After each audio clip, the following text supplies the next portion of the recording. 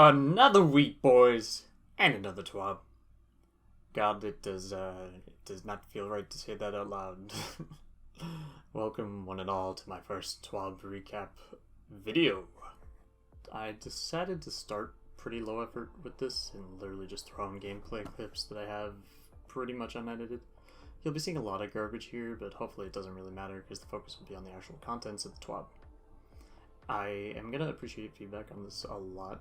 I'm trying as much as possible to write the script in the style of my Discord posts. I'm literally writing it in Discord, so hopefully it'll still be pretty high quality while also being less boring. With all that said, this week at Broccoli, we got a Rift recap, we got new game mode, we got community design ornament, and a whole lot more. Let's get it. So, Iron Banner. Season 17 introduced the Iron Banner rework that we've been so patiently waiting for years now. And honestly, comments about Rift aside, I think we can all agree that the new system is pretty fantastic. Farming Iron Banner has been so painful in the past due to the heavy reliance on RNG drops and the intense sweaty matches that you get by barring people from the game mode that aren't power leveling monsters. The removal of the life level bonus and the addition of engram focusing have been outstanding in combating the previous flaws of the event, and personally I've come to enjoy it a lot more. If you need proof of the efficacy of the loot structure, here are two of the best drops I've received since the revamp.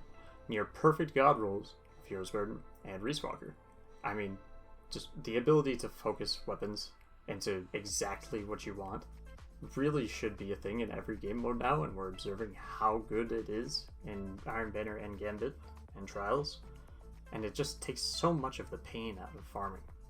In the TWAD that announced this rework a while ago, Bungie said that they wanted to further carve out Iron Banner's identity and what makes it unique from other Crucible playlists by making it into a real season event, like Solstice, Dawn, and Guardian Games Festival of Loss, by limiting it to 2 occurrences per season, introducing Iron Banner weekly challenges, and revamping Saladin's presence in the tower. In this TWAB, it seems like they're satisfied with these efforts, and now they're looking to more thoroughly define what makes Iron Banner's gameplay unique from other Crucible modes. In essence, Iron Banner takes a particular game mode and twists it with some aspect of increased objective-based gameplay and some kind of hunt, or like a form of team empowerment. In Control, Iron Banner increases the significance of the objectives in the already objective-based game mode by making them the catalyst for activating the hunt.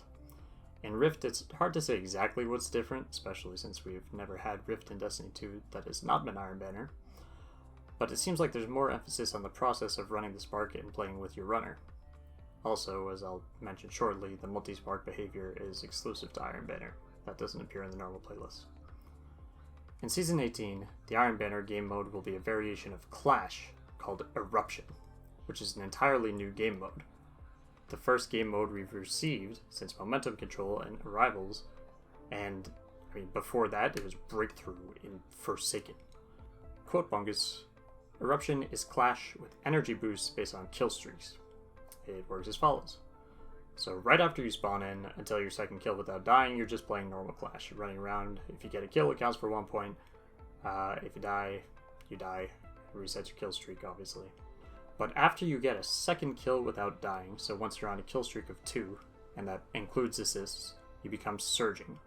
You get a white aura, so you glow a little bit, and while you're Surging, kills generate 10% super energy and 20% grenade, melee, and class energy. And you score 3 points per kill instead of 1. At a kill streak of 5, you become Primed. The aura around you glows brighter, and your team goes on the hunt. Everyone on the team gains 5% super and 10% grenade, melee, and class energy generation. You now gain 12% super generation and 5% grenade, melee, and class energy generation on kill. You score 3 points per kill still, and while all of this is great, you are on a 15-second timer from the moment you get the 5th kill. If the timer reaches 0, you're out. You fucking die. This obviously ends your streak, and thus ends the hunt. Getting a kill, though, will reset the eruption timer back to 15 seconds, so if you can go on a massive streak, then you can keep up the enormous benefits. You'll get your super ridiculously quickly in like 7 or 8 kills. You're also marked for both teams, and the other team gets 3 points for killing you. More than one player can be primed at a time. So somehow Eruption has managed to make Clash into sort of an objective-based game mode. Because obviously the objective is still just to get fucking kills. It's Clash. But once you are in the primed state, you sort of are like a beacon for your team. Because everybody is getting boosted energy generation by your being there. So obviously they don't want you to die. And the enemy team can see you at all times, so they want to kill you to prevent your team from getting the energy generation and to prevent this guy from going off and getting his super and 7 kills. Baggy has learned from the Rift launch, and Eruption will take the place of Zone Control in Crucible Labs at the beginning of the season before Iron Banner launches, so that they can fix any bugs or other issues that might appear, and avoid making it mandatory for people to interact with a broken game mode before it becomes mandatory to get loot, like was the case with Iron Banner Rift. They also state that Eruption and Iron Banner will have a unique twist from how it appears in Crucible Labs, though I assume that means that some part of the description that I just gave won't be in the normal playlist, rather than there being like some secret twist that they haven't told us about that's only going to be in Iron Banner. Overall, I think Eruption looks fucking awesome, and I think it's super exciting to have a completely new mode, which has only happened once in the entirety of the time I have been playing Destiny 2. If it turns out as fun as it sounds, then I think the combination of the awesome new reward structure that we got this season, and a great game mode in Season 18's Iron Banner, will make a lot more people enjoy the event than what we observed this season. So let's talk about Rift. In Season 18, Rift will become one of the weekly rotator playlists like Mayhem, Team Scorch, and Momentum, etc. Will be available on weeks 1, 8, and 14 of the season, as well as private matches. And week 14, this season had 13 weeks, so 18 will be longer than 17, though it might possibly just be 1 week longer, and it's just we're going to get Rift on the last week of the season. AFK protections have been updated to use Rift-specific events. So assumedly you'll actually get disconnect based on like spark ownership and dunks rather than times and kills like other modes. At some later point in the season, they'll also fix a bug that doesn't allow you to immediately dunk the spark if it's picked up close to the rift, which I'm sure is something everybody has noticed. Most importantly though, the playlist will introduce standard overtime rules like we see in other Crucible modes rather than the multi-spark rules that we see in Iron Banner. So if the game is tied, overtime is going to be added to the game clock, which will allow you enough time to potentially make a tie-breaking play. So the multi-spark and possibly the final spark mechanics from Iron Banner are just, they're going to be gone, which I am a fan of. Multi-spark very much sucks. Final Spark can be cool, but it makes more sense to just have it based on time with an overtime mechanic. It just is much more logical. In private matches, also, you'll be able to play on literally any map in the game, even ones that are like completely unbalanced and asymmetrical, which is funny. In future seasons, Bungie hopes to expand Rift with explorations of 3v3, which would allow for users of smaller maps like Wormhaven and potentially even slightly asymmetrical maps like Burnout. It'll fix scenarios where one team can play keep away with the spark for like way longer than intended.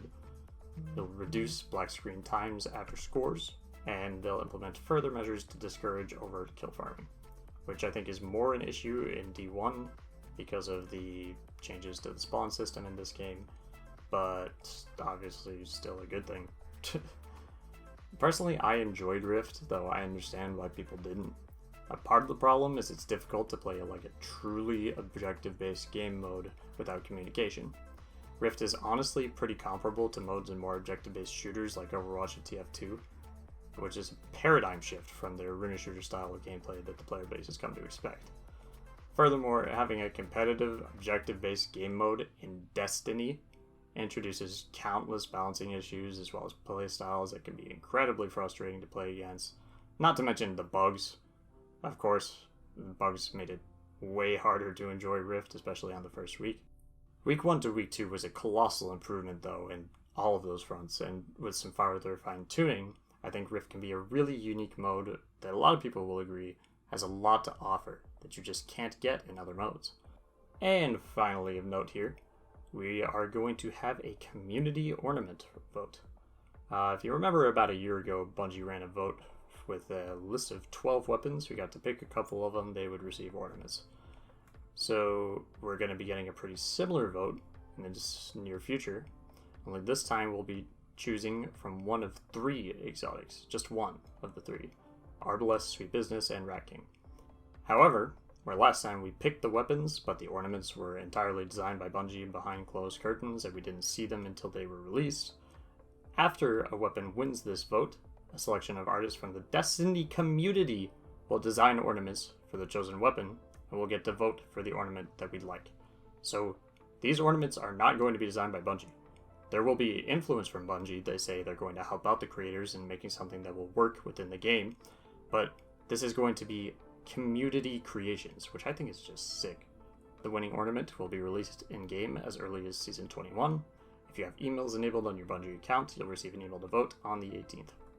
And that's just really cool. I love Bungie involving the community in the world of the game. Every time that happens, it's just really special. And that's about it. Like I said in Discord, it's a pretty light TWAB in terms of actual length, but there is a lot of juice in the information that we did get. If you look at everything we've discovered so far about the next season, honestly, it's looking pretty nuts. We're getting a new PvP mode, we're a new PvP map, there's of course whole ass Arc 3.0, and there will be a ton of new gear. If you think about it, we're getting a new raid, a returning D1 raid. That's going to have its own weapons and armor and a new exotic.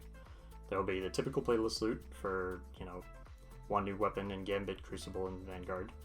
There will be 2 new Nightfall weapons, there will be 2 Trials weapons, there will be the season loot that we always get, there will be Festival of the Lost. There's going to be a lot of new guns in Season 18 of Destiny 2. But that's all. So until next time, I am signing off for the first time by my voice. Umbrella.